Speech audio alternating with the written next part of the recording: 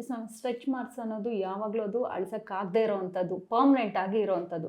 ಇತ್ತೀಚಿನ ದಿನಗಳಲ್ಲಿ ಅದಕ್ಕೂ ಕೂಡ ಒಂದು ಟ್ರೀಟ್ಮೆಂಟ್ ಇದೆ. ಹೌದು. ಅದು ಎಷ್ಟು ದಿನ ಬೇಕಾಗುತ್ತೆ? ರಿಸಲ್ಟ್ 100% ಇರುತ್ತಾ?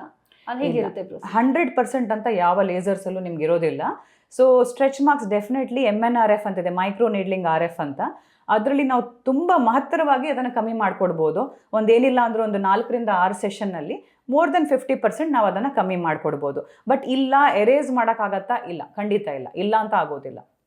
Yes ma'am, laser hair removal treatment ಬರೋದಾದರೆ ಅದಕ್ಕೆ ಎಷ್ಟು ಸಿಟ್ಟಿಂಗ್ಸ್ ಬೇಕು? ಯಾವ ಥರದ್ದೆಲ್ಲ ಹೇರ್ ರಿಮೂವಲ್ ಟ್ರೀಟ್ಮೆಂಟ್ ಇದೆ ನಿಮ್ಮಲ್ಲಿ?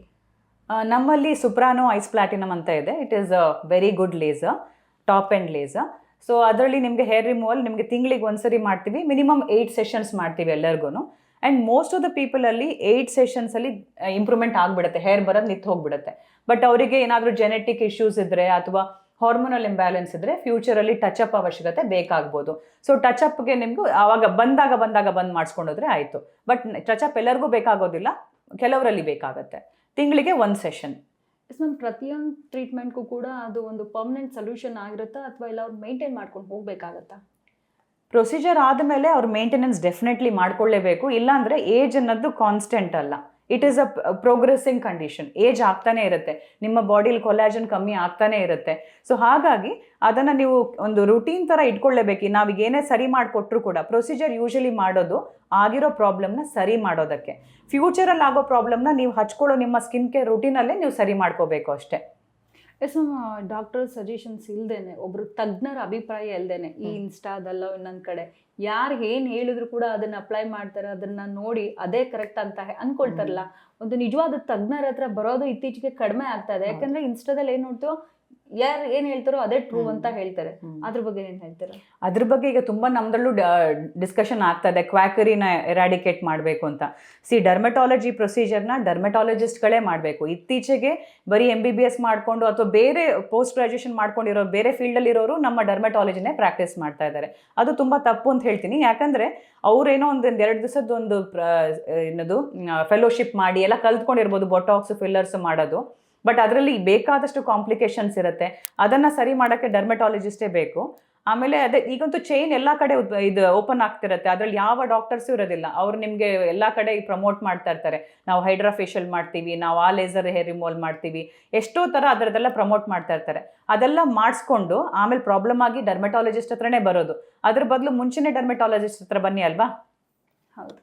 ಈ ಹೈಡ್ರಾ ಫೇಶಿಯಲ್ ಇತ್ತೀಚೆಗೆ ಬಂದಿರತಕ್ಕಂಥದ್ದು ಅಲ್ಲ, ಅದ್ರ ಪ್ರೊಸೀಜರ್ ಹೇಗೆ? ಅದರಿಂದ ಏನು ಬೆನಿಫಿಟ್ಸ್ ಇದೆ?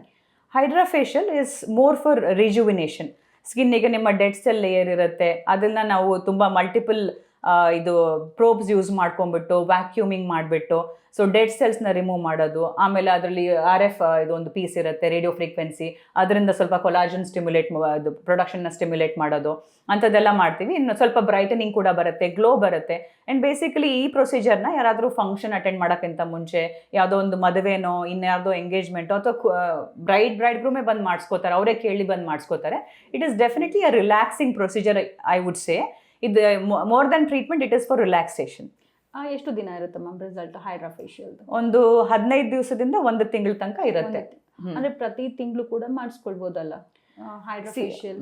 ಮಾಡಿಸ್ಕೋಬೋದು. ಬಟ್ ನನ್ನ ಪೇಷಂಟ್ಸ್ ಬಂದು ಕೇಳಿದಾಗ ನಾನು ಇನ್ಫ್ಯಾಕ್ಟ್ ಹೇಳ್ತೀನಿ ಅವರಿಗೆ, ನೀವು ಪ್ರತಿ ತಿಂಗಳು ಮಾಡಿಸ್ಕೊಳ್ಳೋಕೆ ರೆಡಿ ಇದ್ದರೆ ಹೈಡ್ರಾ ಫೇಶಿಯಲ್ ಬದಲಿಗೆ ನೀವು ಟೋನಿಂಗ್ ಲೇಸರ್ ಮಾಡಿಸಿ, ಕೆಮಿಕಲ್ ಪೀಲ್ ಮಾಡಿಸಿ. ಇದು ಆ್ಯಕ್ಚುಯಲ್ ಟ್ರೀಟ್ಮೆಂಟ್ ಆ್ಯಕ್ಚುಲಿ, ಅದರಿಂದ ನಿಮ್ಗಿನ್ನು ಬೆಟರ್. ಕೆಮಿಕಲ್ ಪೀಲ್ ಬಗ್ಗೆ ಮ್ಯಾಮ್? ಕೆಮಿಕಲ್ ಪೀಲ್ ಯೂಶಲಿ ನಾವು ಇಂಡಿಯಾದಲ್ಲಿ ಮೈಲ್ಡ್ ಟು ಮಾಡ್ರೇಟ್ ಡೆಪ್ತ್ ಅಷ್ಟೇ ಮಾಡೋದು. ಯಾಕೆ ಅಂದರೆ ಡೀಪ್ ಪೀಲ್ಸ್ ಎಲ್ಲ ತುಂಬ ಪಿಗ್ಮೆಂಟೇಷನ್ ಕಾಸ್ ಮಾಡುತ್ತೆ ಇಂಡಿಯನ್ ಸ್ಕಿನ್ಗೆ. ಈವನ್ ಮಾಡ್ರೇಟ್ ಪೀಲ್ಸು ಕಮ್ಮಿನೇ ಮಾಡೋದು, ಸೂಪರ್ಫಿಷಿಯಲ್ ಪೀಲ್ಸ್ ಅಂತ ಮಾಡ್ತೀವಿ, AHA BHA ಅಂತ ಪೀಲ್ಗಳು. ನೀವು ಮನೆಯಲ್ಲಿ ಹಚ್ಕೊಳ್ತೀರಲ್ಲ ಅದು ಡಿಫ್ರೆಂಟು. ಈಗ ಇತ್ತೀಚೆಗೆ ಆರ್ಡಿನರಿ ಅಂತೆ ಎಲ್ಲ ಮಿನಿಮಲಿಸ್ಟ್ ಅಂತೆ, ಅವ್ರದ್ದೆಲ್ಲ ಮನೆಯಲ್ಲೇ ಮಾಡ್ಕೊಳ್ಳೋಂಥ ಪೀಲ್ ಬರುತ್ತೆ. They are very mild strength ones. ನಾವು ಮಾಡೋದು ಸ್ವಲ್ಪ ಹೈಯರ್ ಸ್ಟ್ರೆಂತ್ ಪ್ರೊಫೆಷ್ನಲ್ ಗ್ರೇಡ್ ಮಾಡೋವಂಥದ್ದು.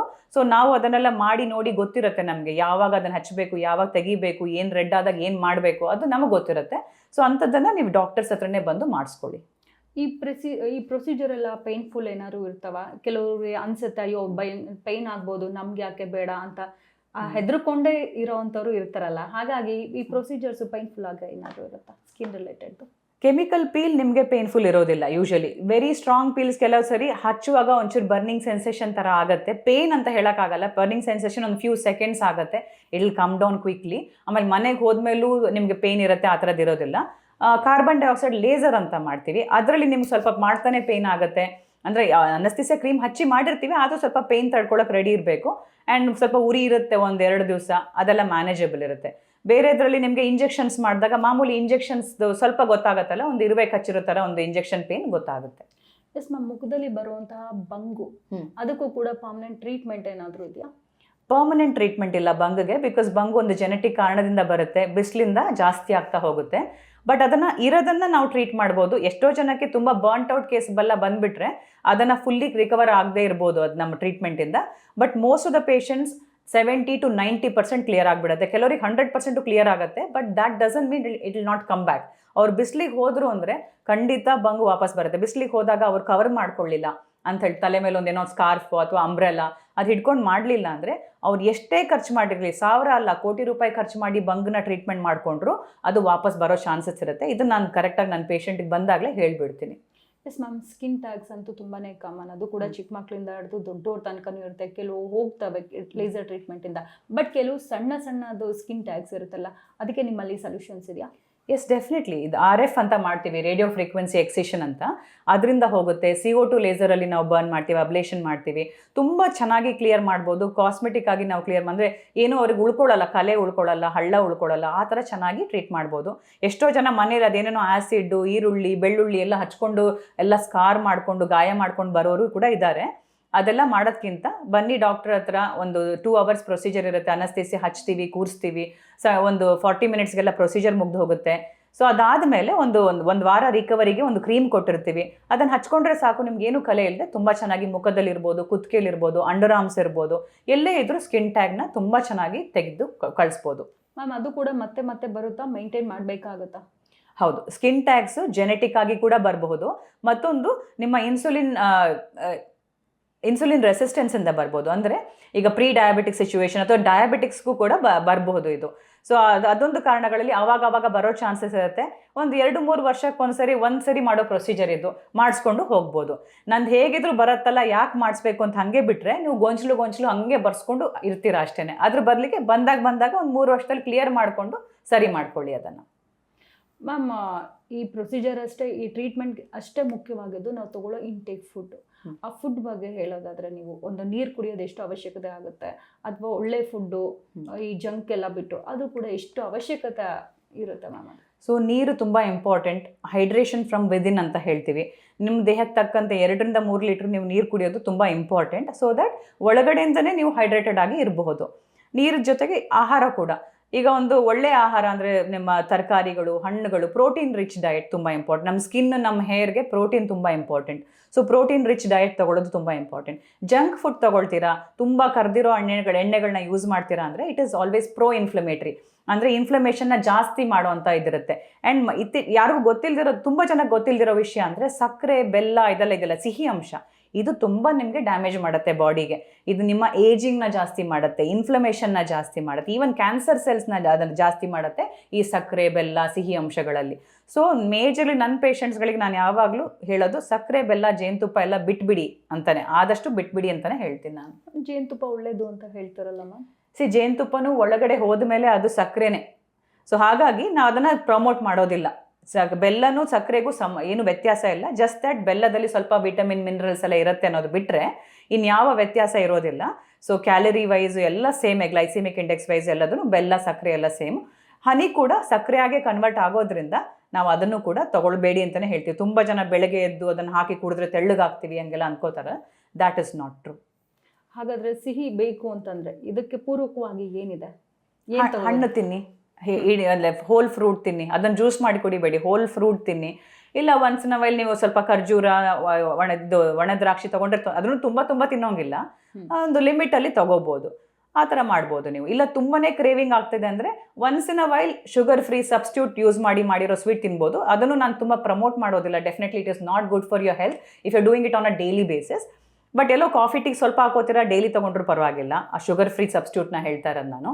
ಆದರೆ ಸ್ವೀಟ್ ಗೀಟ್ ಎಲ್ಲ ಮಾಡಿ ತಿಂತೀನಿ, ದಿನ ಶುಗರ್ ಫ್ರೀನೇ ಹಾಕೊಂಡು ತಿಂತೀನಿ ಅಂದರೆ ಅದು ಕೂಡ ಒಳ್ಳೇದಲ್ಲ. ಒನ್ಸ್ ಇನ್ ಅ ವೈಲ್ ನಿಮ್ಮ ಕ್ರೇವಿಂಗಿಗೆ ಓಕೆ. ಕೆಲವರು ಅಂದ್ಕೊಳ್ತಾರೆ ಹೆಣ್ಮಕ್ಳಿಗೆ ಮಾತ್ರ ಈ ಕಾಸ್ಮೆಟಾಲಜಿ, ಡರ್ಮಟಾಲಜಿ ಇದೆಲ್ಲ, ಗಂಡು ಮಕ್ಳು ಕೂಡ ಬರ್ತಾರೆ. ಯಾವ ಥರದ ಟ್ರೀಟ್ಮೆಂಟ್ಗೆ ಬರ್ತಾರೆ? ಇತ್ತೀಚೆಗೆ ನನಗೆ ಗಂಡು ಮಕ್ಳೇ ಇನ್ಫ್ಯಾಕ್ಟ್ ಜಾಸ್ತಿ ಅಂತ. ಅವ್ರಿಗೀಗ ತುಂಬ ಅವೇರ್ನೆಸ್ ಬಂದ್ಬಿಟ್ಟಿದೆ. ಪಿಂಪಲ್ ಬಂದರೂ ಓಡ್ ಬರ್ತಾರೆ, ಮುಖ ಕಪ್ಪಾಗಿದೆ ಅಂತ ಓಡ್ ಬರ್ತಾರೆ, ತಲೆ ಕೂದಲಿಗೆ ಮೇಯ್ನಾಗಿ ಓಡ್ ಬರ್ತಾರೆ. ಗಂಡಸರು ತಲೆ ಕೂದಲಿಗೆ ಜಾಸ್ತಿ ಬರೋದು ಇತ್ತೀಚೆಗೆ. ಮುಂಚಿನ ಕಾಲ ಹೋಯ್ತು, ಈಗ ಬರ್ತಾರೆ ಅವರು, ಟ್ರೀಟ್ಮೆಂಟ್ ಬೇಕು, ಅವ್ರಿಗೆ ಅವೇರ್ನೆಸ್ ಬಂದಿದೆ.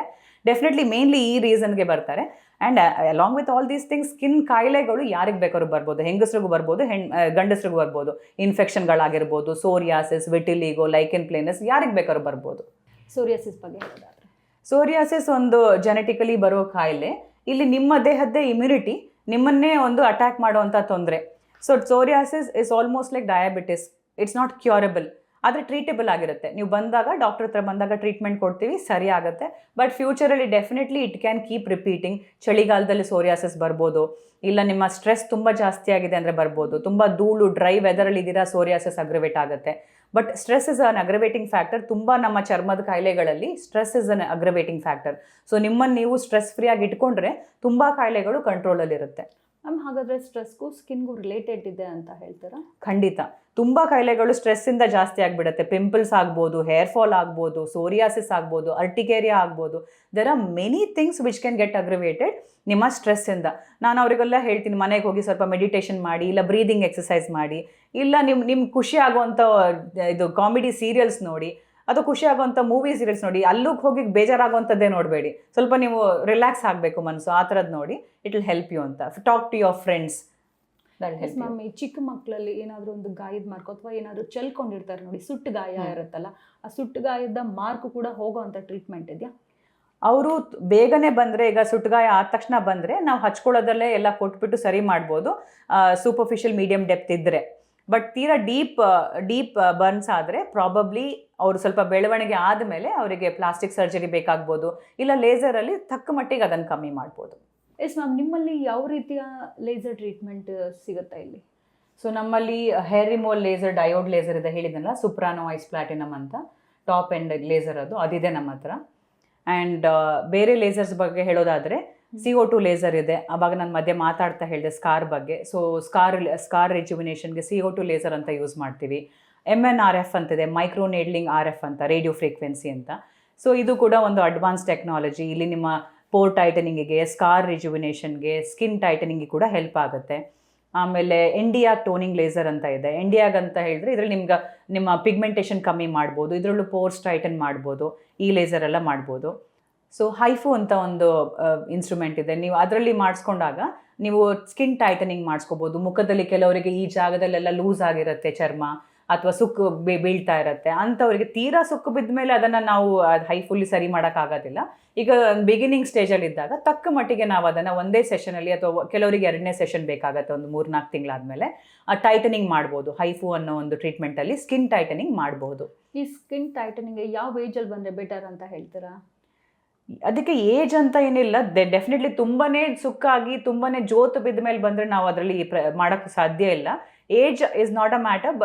ಡೆಫಿನೆಟ್ಲಿ ಸ್ವಲ್ಪ ಬಿಗಿನಿಂಗ್ ಸ್ಟೇಜಲ್ಲಿ ಬಂದರೆ ನಾವು ಅದನ್ನು ಹೆಲ್ಪ್ ಮಾಡ್ಬೋದು. ಈ ಡಬಲ್ ಚಿನ್ಗೆ ಏನಾದ್ರು ಟ್ರೀಟ್ಮೆಂಟ್ ಇದೆಯಮ್ಮ? ಹೈಫು ವರ್ಕ್ ಆಗುತ್ತೆ. ಹೈಫು ಹೇಳ್ತಿದ್ನಲ್ಲ ಈಗ, ಸ್ಕಿನ್ ಟೈಟನಿಂಗ್, ಅದಕ್ಕೆ ಡಬಲ್ ಚಿನ್ಗೆ ಕೂಡ ಟ್ರೀಟ್ಮೆಂಟ್ ವರ್ಕ್ ಆಗುತ್ತೆ. ಎಸ್ ಮ್ಯಾಮ್, ಹೆರಿಗೆಯ ನಂತರ ತಾಯಂದ್ರ ಮೊದಲನೇ ಯೋಚನೆನೇ ಮತ್ತೆ ನಾನು ಹಳೆಯ ಶೇಪ್ಗೆ ಬರ್ತೀನ, ಮತ್ತೆ ಬಾಡಿ ಮೇಂಟೈನ್ ಹೇಗೆ ಮಾಡೋದು, ಜೋತು ಬಿದ್ದ ಹೊಟ್ಟೆಗೆ ಏನಾದ್ರು ಟ್ರೀಟ್ಮೆಂಟ್ ಇದೆಯಾ ಅನ್ನೋದು ಬಹುತೇಕ ಹೆಣ್ಮಕ್ಳ ಯೋಚನೆ ಆಗಿರುತ್ತೆ. ಅದಕ್ಕೆ ನಿಮ್ಮಲ್ಲಿ ಟ್ರೀಟ್ಮೆಂಟ್ ಇದೆಯಾ? ನಾನು ಹೇಳ್ತೀನಿ ಟ್ರೀಟ್ಮೆಂಟ್ ಡೆಫಿನೆಟ್ಲಿ ಇದೆ. ಬಟ್ ನನ್ನ ಹತ್ರ ಟ್ರೀಟ್ಮೆಂಟ್ ಬರೋಕ್ಕಿಂತ ಮುಂಚೆ ನೀವು ನಿಮ್ಮ ಆರೋಗ್ಯನ ಸರಿ ಮಾಡ್ಕೊಂಡು ಬರಬೇಕು. ಹೆಲ್ತ್ ನಿಮ್ಮ ಸರಿ ಮಾಡ್ಕೊಂಡು ಬನ್ನಿ. ಅಂದರೆ ಆರೋಗ್ಯಕರವಾಗಿ ತಿನ್ನಿ, ಎಕ್ಸಸೈಸ್ ಮಾಡಿ, ಎಕ್ಸಸ್ ಏನು ಗೇನ್ ಆಗಿದೆ ವೆಯ್ಟ್ ಅದನ್ನು ಮೊದಲು ಸರಿ ಮಾಡ್ಕೊಳ್ಳಿ. ನೀವು ಫುಲ್ ಚೆನ್ನಾಗಿ ದಪ್ಪ ಆಗಿ ಬಂದು ಆಮೇಲೆ ನನ್ನ ಹತ್ರ ಟ್ರೀಟ್ಮೆಂಟ್ ಮಾಡಿಸ್ಕೊಳ್ಳೋಕ್ಕಿಂತ ನಿಮ್ಮ ಕೈಯಲ್ಲಿ ಏನಾಗುತ್ತೋ ವೆಯ್ಟ್ ರಿಡಕ್ಷನ್ ಅದೆಲ್ಲ ಮಾಡಿಕೊಂಡು ಬಂದರೆ ಆ ಲೂಸ್ ಆಗಿರೋ ಸ್ಕಿನ್ನನ್ನು ನಾವು ಟೈಟ್ ಮಾಡ್ಬೋದು ವಿತ್ ಹೈಫು. ಆಮೇಲೆ ಸ್ಟ್ರೆಚ್ ಮಾರ್ಕ್ಸ್ನ MNRF ಅನ್ನೋ ಪ್ರೊಸೀಜರಲ್ಲಿ 50% ಅಟ್ಲೀಸ್ಟ್ ಬೆಟರ್ ಮಾಡ್ಬೋದು. ಆ್ಯಂಡ್ ತುಂಬಾ ನೇತು ಬಿದ್ದಿದ್ರೆ, ಕೆಲವರಿಗೆಲ್ಲ ತುಂಬ ದೊಡ್ಡ ಹೊಟ್ಟೆ, ಅಂದರೆ ತುಂಬ ವೆಯ್ಟ್ ಗೇನ್ ಆಗಿರುತ್ತೆ, ಅಂಥವರಿಗೆ ತುಂಬಾ ಜೋತು ಬಿದ್ದಿರುತ್ತೆ ಹೊಟ್ಟೆ, ಅಂಥವ್ರಿಗೆ ಪ್ರೊಸೀಜರ್ಗಳು ನಾವು ಡರ್ಮೆಟಾಲಜಿಸ್ಟ್ ಮಾಡೋ ಪ್ರೊಸೀಜರ್ ವರ್ಕ್ ಆಗೋದಿಲ್ಲ. ಅವ್ರಿಗೆ ಪ್ಲಾಸ್ಟಿಕ್ ಸರ್ಜನ್ನೇ ಬೇಕಾಗುತ್ತೆ. ಲೇಸರಿಂದ ನಾವು ಬ್ರೆಸ್ಟ್ ಲಿಫ್ಟಿಂಗ್ ಮಾಡೋಕ್ಕಾಗೋದಿಲ್ಲ. ವಾರ್ಟ್ ಅಂದರೆ it's an infectious disease. So ಹಾಗಾಗಿ ಅದು ಎಷ್ಟಿದೆಯೋ ಅದನ್ನು ಕ್ಲಿಯರ್ ಮಾಡಿದರೆ ವಾಪಸ್ ಬರದೇ ಇರ್ಬೋದು. ನಾವೆಲ್ಲದೂ ಕ್ಲಿಯರ್ ಮಾಡಿದರೆ 1-2 ವಾರ್ಟ್ ಉಳ್ಕೊಂಡಿದ್ರು ಅದು ವಾಪಸ್ ಬರುತ್ತೆ. ಟ್ಯಾಟೂಯಿಂಗ್ ಮಾಡ್ಬೋದು. ಲಿಪ್ಗೆ ನಿಮಗೆ ವಾಲ್ಯೂಮ್ ಕಮ್ಮಿ ಇದ್ದರೆ ಫಿಲ್ಲರ್ಸ್ ಮಾಡ್ಬೋದು. ಈ ಥರ ಮಾಡಿ ನಿಮ್ಮ ಲಿಪ್ಸ್ನ ಬೆಟರ್ ಮಾಡ್ಬೋದು. ಬಿಕಾಸ್ ಎಲ್ಲ ಕಂಪ್ನಿ ಪ್ರಾಡಕ್ಟ್ಸು ಒಂದೇ ಥರ ಅಂತ ಹೇಳೋಕ್ಕಾಗಲ್ಲ. ಕೆಲವು ಒಳ್ಳೆ ಕಂಪ್ನಿಗಳು ಒಳ್ಳೆ ಥರದ್ದೇ ಪ್ರಾಡಕ್ಟ್ ರಿಲೀಸ್ ಮಾಡ್ತಾ ಇರ್ತಾರೆ. ಅವ್ರದ್ದು ಶ್ಯಾಂಪೂ ಅಥವಾ ಅವ್ರ ಕಂಡೀಷ್ನರ್ ಚೇಂಜ್ ಮಾಡೋದ್ರಿಂದ ಪ್ರಾಬಬ್ಲಿ ನಿಮಗೇನು ಮೇಜರ್ ಇಂಪ್ಯಾಕ್ಟ್ ಆಗದೇ ಇರಬಹುದು.